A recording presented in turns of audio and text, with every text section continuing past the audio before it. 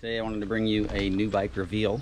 You've seen this bike already. I crashed on it and broke a bunch of bones in my body that I'm almost healed from, but just wanted to show you my new bike. Some of you already know what it is, but let's get to it. All right, here we go. Here is my new to me KTM 250XC-F, and a couple reasons why I chose this bike, but give you guys a little walk around here. Excuse my neighbor's pressure washer. I've always got some kind of a neighbor around here washing something or mowing his lawn or weed eating, or trucks with no exhaust on them going by. So why did I choose the 250XC instead of a 250SX or a 250XCW?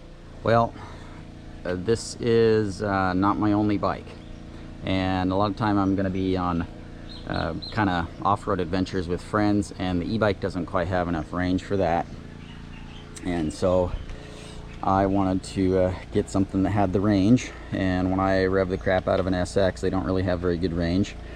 Plus this has a little bit different transmission. It's kind of got a hybrid transmission between the SX and the XCW models, so it's a 6-speed.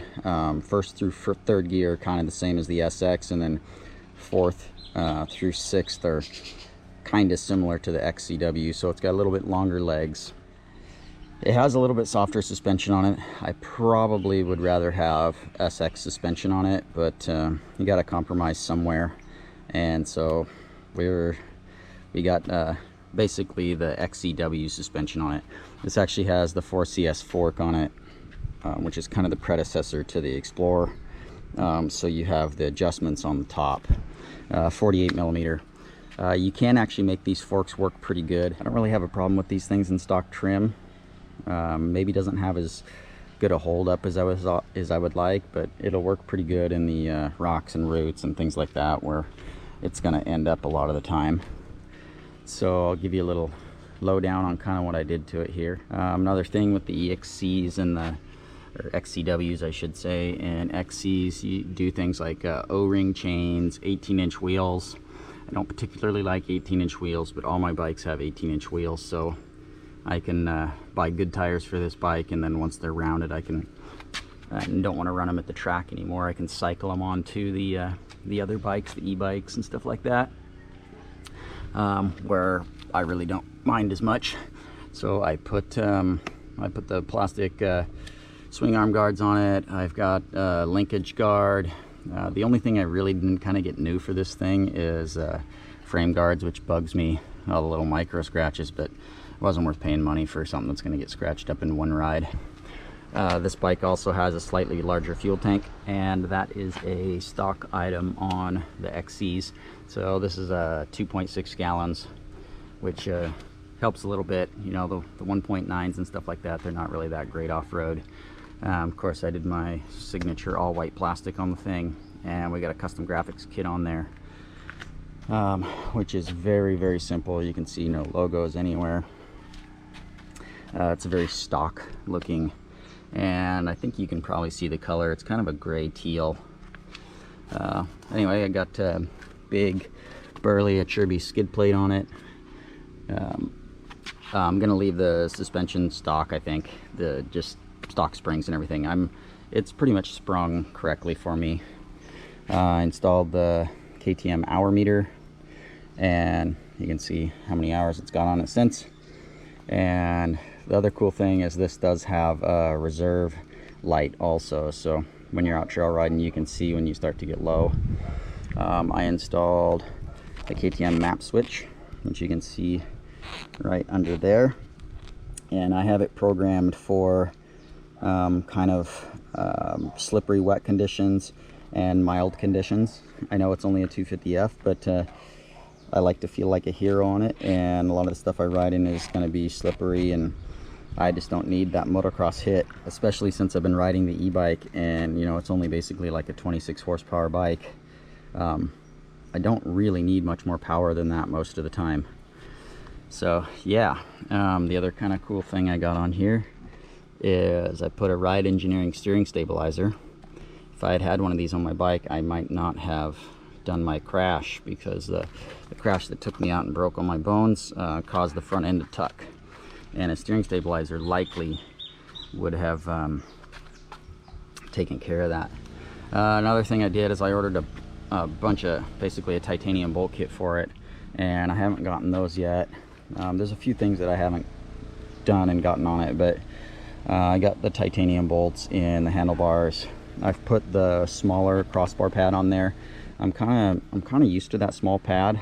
I like crossbar pads themselves, like the long ones, but I don't really like the pro taper kind of style pads, because they just kind of all seem to move around a little bit too much for me. So these KTM ones zip in place pretty good, and they do keep you from whacking all that stuff. Also underneath, you can't see, I installed an EKJ fuel controller. So basically that just allows you to control the jetting, for lack of a better word, of the ECU and the fuel injection. And so I've programmed that just a tiny bit richer, so the bike will run a little bit better.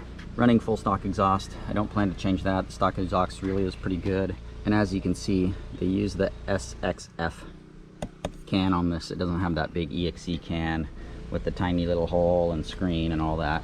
So got a set of Dunlops on it right now, and yeah, I'm pretty stoked about this thing. All right, up here to the handlebars, I've got my ODI bar ends in there. If you guys don't know why I put those on, a lot of the reason is because, number one, our grips rip really easy here. They're also a plug for if you want to put hand guards on. You can just pop these out and stick a set of wraparound guards on there, like if I was going to go ride a bunch of super rocky stuff. And the other thing they do is when the bike hits the ground, the grip can still spin while there's pressure on the ground, so your throttle doesn't stick wide open the majority of the time. These are the Renthal Kevlar resin grips. I highly recommend these. They're extremely tough. They're kind of cool in that they go with my kind of natural theme, and then I kind of got the black, teal, all that sort of stuff. Got a couple little orange highlights with the gas cap and the hour meter, and then I got the little red bits around on the forks and the shock collar, which you can't see on this side of the bike very well. So it's got all those little red highlights. So I'm pretty stoked at how it came out. I wasn't sure if I was going to dig the teal or not. I kind of do, and sometimes I kind of don't, but this turned out pretty good. I'm not real happy with the adhesive from the graphics company, so I'm not going to recommend the graphics company. I should have went with my gut and went with the other company that I had been working with, but I don't know, it was just kind of a rush to get them, and I screwed up. So yeah, we got it all super detailed out, and all sealed and coated and hydrophobic, and see in here on the engine, she's all sparkling again. Like I said, it's not brand new, it's a 2016, and yeah, it was just low hours. I didn't rebuild the top end or anything, but I stripped it all down as much as I could while I was injured with one arm, and put her all back together and sparkled it up. You can still see, you look real close, a little bit of the crash damage and stuff from when it was cartwheeling from my crash. All right guys, that's what I had for you today. Hope you have a great Labor Day.